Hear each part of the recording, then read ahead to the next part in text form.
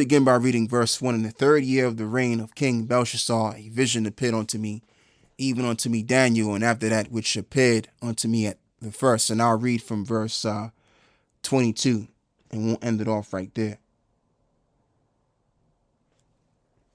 And I saw in the vision, and it came to pass when I saw that I was at Shushan in the palace, which is in the province of Elam. And I saw in the vision, and I was by the river of Ulai. Then lifted up mine eyes, and I saw, and behold, there stood before the river of a ram, before the river a ram which had two horns. And the two horns were high, but one was higher than the other, and the higher came up last, because during the time of the Medo-Persian Empire, at first they were ruling together, but then one became greater at last, and that was the Persian Empire. Now, during the time of the Persians, you had what was called the troublous times, the year and the times of reformation of the Israelites. And among the Medes you had, which was a king called Darius. And then you had another Darius, which was among the Persians. And he was the one that commissioned the Israelites to reform the temple and everything else in the book of Ezra, the 4th chapter. So that's what this is talking about. And as well as even including the ram. I saw the ram pushing westward and northward and southward, so that no beast might stand before him. Neither was there any that could deliver out of his hand. But he did according to his will and became great. Yeah, so this is referring to the Persians. All right. And as I was considering, behold, an he-goat came from the west on the face of the whole earth, and touched not the ground, and the goat had a notable horn between his eyes. So the he-goat in this case is referring to Alexander the Great, which reigned 12 years. And he came to the ram, which is the Persians, and had two horns. That had two horns, which represented the two powers, which were the Medes and the Persians, the Medo-Persian Empire, which I had seen standing before the river, ran unto him in the fury of his power. And I saw him come close unto the ram, and he was moved with choler. Let's look up this word choler. I think the word choler means anger, but I could be wrong. Let's look it up.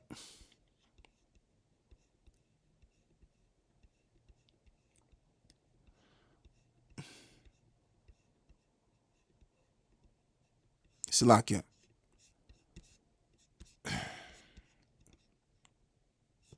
Yes, Daniel's 8 and 7. Yeah. I think it means bitter. Yeah, to be bitter. Because I remember that Hebrew word, which is marah, which means bitter. So he moved with bitterness. That's what that means. Choler. All right, so let me go back real quick. Verse 7. Against him, and smote the ram.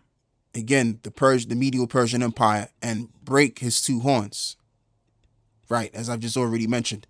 And there was no power in the ram to stand before him, but he cast him down to the ground and stamped upon him. And there was none that could deliver the ram out of his hand. Yeah, so he conquered. Alexander the Great in his power conquered the Medo-Persian Empire. Therefore the he-goat waxed very great, and when he was strong, the great horn was broken. Right. And the great horn represented Alexander the Great, because he was that great horn that was broken. And then you had what? As it reads, and for it came up four notable ones towards the four winds of the earth, which is referring to those four kings which reigned, which you had the Seleucus dynasty, which Antiochus came out of that, and then you had Ptolemy, and then you had Lasamicus, and I'm forgetting the last one.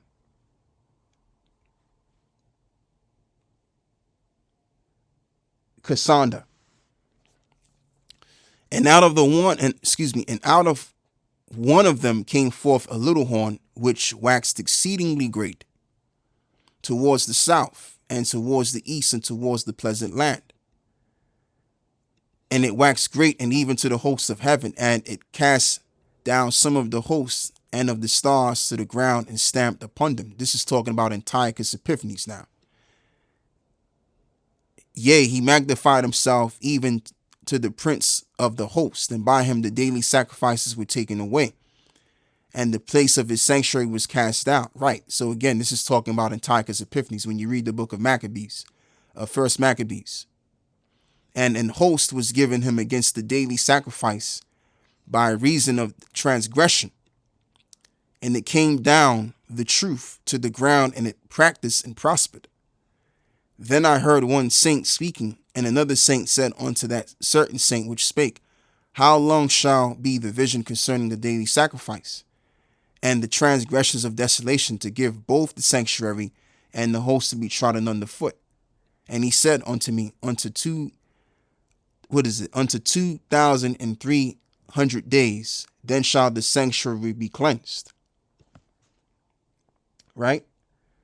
Because around that time period, you had the Maccabean revolt. So when did the Greeks come into power?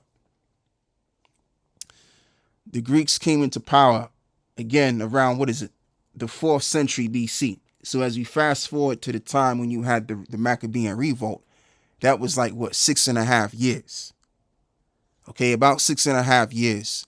And said unto me, unto 2,300 days. So we're talking about almost pushing maybe 7 years, which you did. The Maccabean revolt lasted for from the time of 167 to 160 BCE, as this reads, and then shall the sanctuary be cleansed again. Right? Because in that Maccabean revolt, as it is written in the book of First Maccabees 1, as it elaborates that when Antiochus came to the Israelites, he came to speak, good words unto them so that they believed on him. And guess what eventually happened?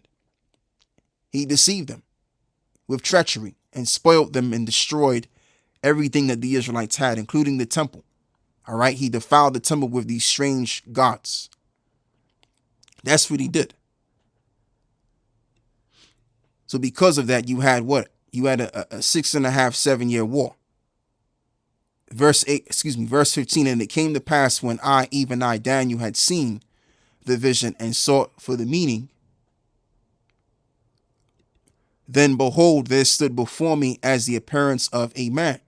And I heard a man's voice between the bank of Uli, which called and said, Gabriel, make this man to understand the visions. Right, because it's the angels that provide the understanding. Like when it reads in the book of Isaiah 6-9, right, to make the heart of this people fat and to make their ears heavy. That's the angels that do that. And also the angels can give you the understanding of visions. And so Gabriel was that angel. All right. So he came near where I stood. And when he came, I was afraid and fell upon my face. But he said unto me, Understand, O son of man, for at the time of the end shall be the vision. Which was the year right around the end of the Babylonian Empire. So right around that time period, which was 539 BC, which was the time when he received that interpretation. And he said, Behold, I will make thee know what shall be in the last end of the indignation. For at the time appointed the end shall be. And the ram which thou sawest having, 2 horns, are the kings of the Medes, or the Media and Persia, as I've already broke down already. And the goat, the rough goat, is the king of Grecia.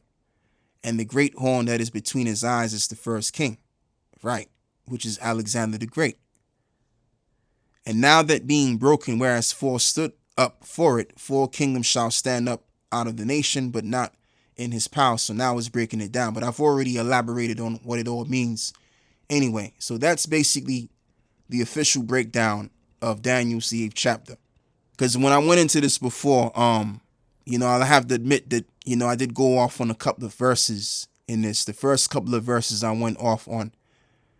But as I'm revisiting this again, this is definitely the official way to break this down correctly. All right. So that's all I have to read.